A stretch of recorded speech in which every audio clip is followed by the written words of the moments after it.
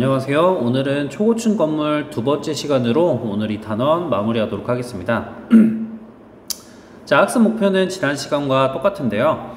초고층 건물의 안정성을 보장하기 위한 설계들을 설명할 수 있다. 지난 시간에 우리가 고층 건물을 높이 올리면 올릴수록 이제 바람의 영향이라든지 관성 모멘트, 그 다음에 건물의 내구성에 대한 문제에 대해서 얘기를 했고, 그거를 보장하기 위해서는 어떻게 해야 된다라고 얘기를 했었죠. 그 다음에 두 번째로 초고층 건물의 장단점에 대해서 토의할 수 있고, 세 번째로 그린 빌딩의 필요성을 설명할 수 있다라고 합니다. 나머지 두 개 학습 목표 오늘 진행해 보도록 할게요.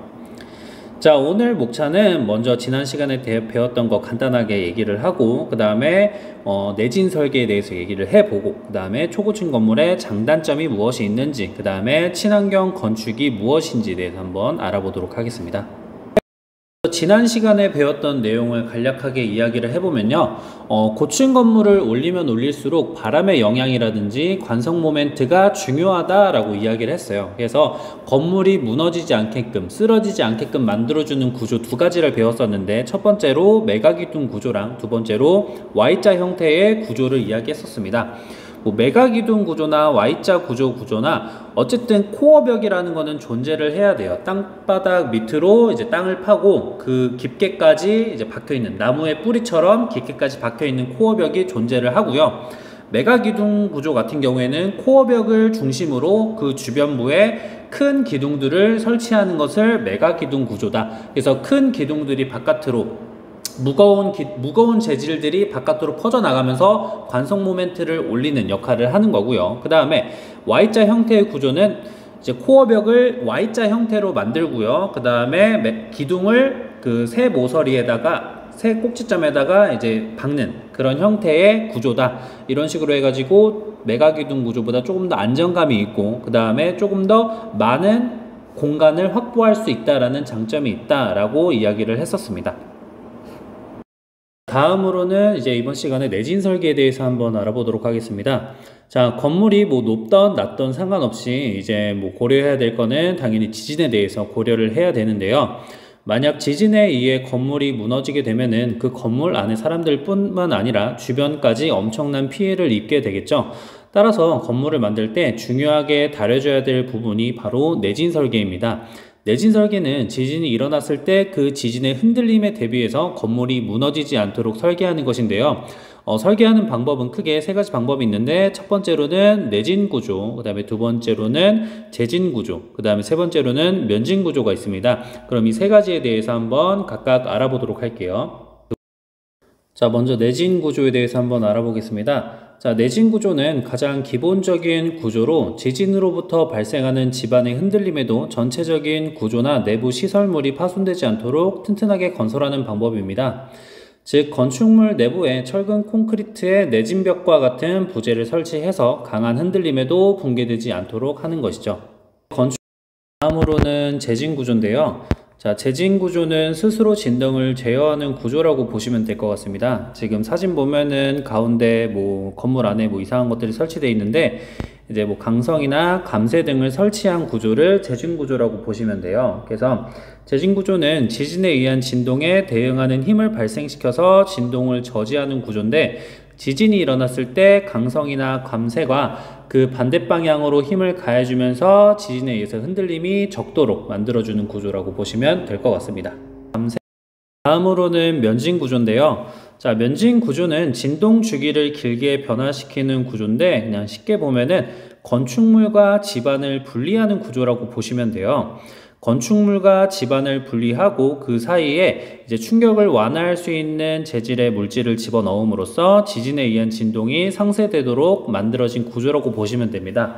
이렇게 글로써 이제 알아봤는데, 글로 알아가는 것보다 실제로 영상을 보는 게 조금 더 이해가 쉬울 것 같아가지고 선생님이 그 내진 설계에 대해서 영상을 준비했으니까 한번 보고 오도록 하겠습니다.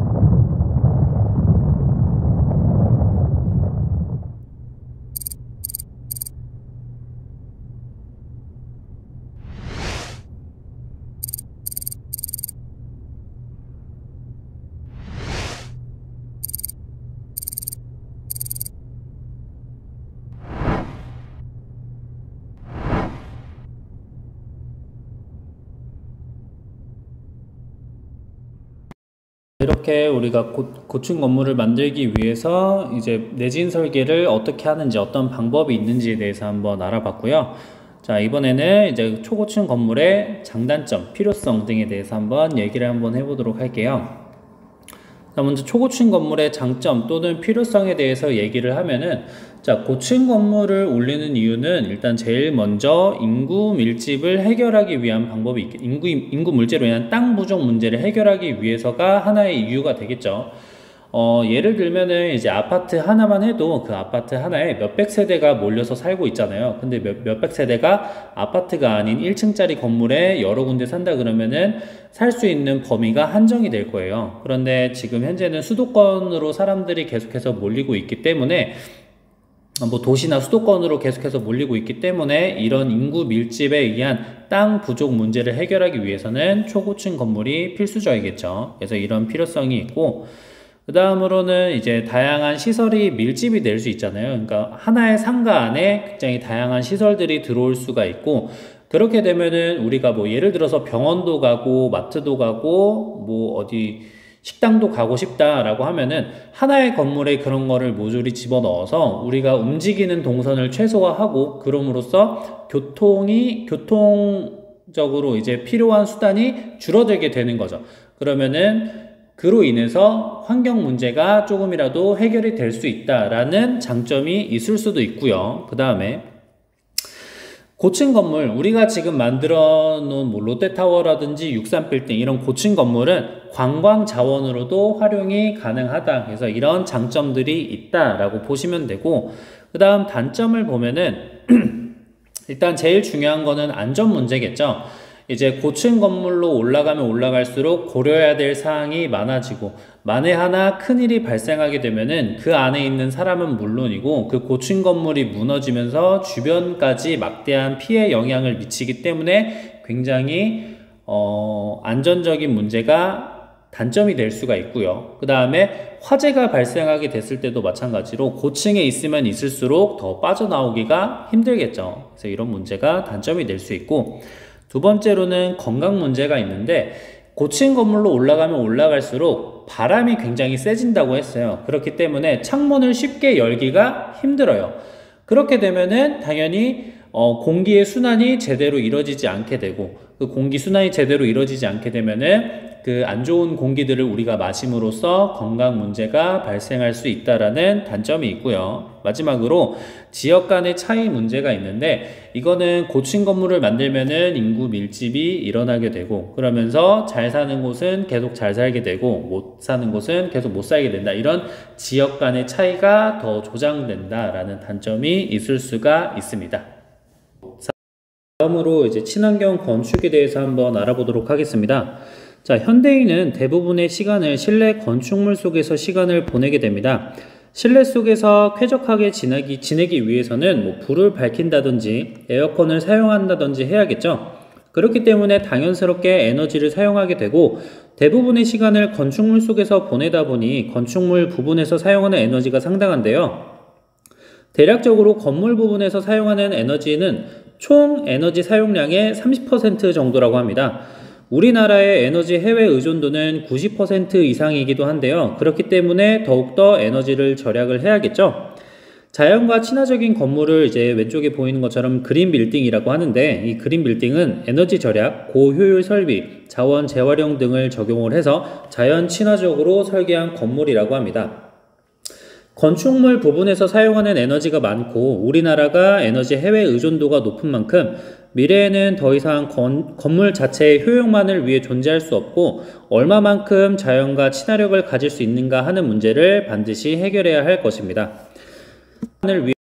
이번 시간까지 해가지고 이게 이제 초고층 건물을 올리기 위해서는 어떤 부분을 고려해야 되는지를 통해서 어떤 구조로 만들 수 있는지, 메가기둥 구조, Y자 구조가 있었고, 그 다음에 건물의 내진 설계 방법은 어떤 것들이 있는지에 대해서 한번 알아봤고요. 그 다음에 초고층 건물의 장점과 단점에 대해서 한번 알아봤고, 미래에는 이제 어떤 건물을 만들어야 되는가 해서 그린 빌딩에 대해서 한번 알아보는 시간을 가졌습니다.